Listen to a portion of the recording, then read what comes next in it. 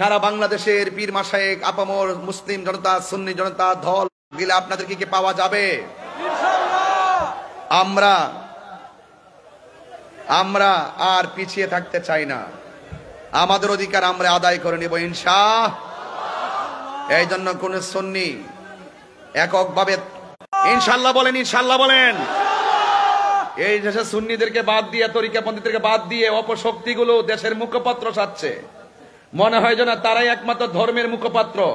এরা ধর্মের নামে অধর্মের চর্চা করে জাতিকে বিভ্রান্ত করছে। কথা বলেন ঠিক কিনা?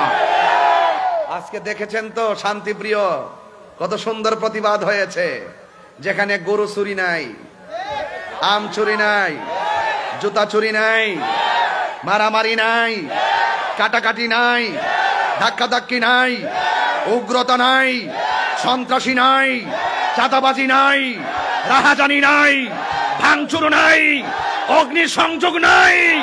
সুন্নিরা বা সুন্নি জামাত শান্তির নাম। কথা বলেন ঠিক কিনা? আমরা আবারও প্রমাণ করে দিয়েছি।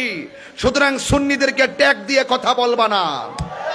সুন্নিদের কাছ থেকে সব রাজনীতিবিদরা দোয়া নিতে আসে। তার মানে এই নয় যে সুন্নিরা খানকায় বসে থেকে আমরা রাষ্ট্রের খবর নেই না। নেই, আমরা খানকায় বসে আছি বলেই আমাদেরকে অনেক দুর্বল মনে করেছিল না। না না না না, সুন্নিরা এখন রাজপথেই নেমে তাদের অধিকারের কথা বলবে ইনশাআল্লাহ।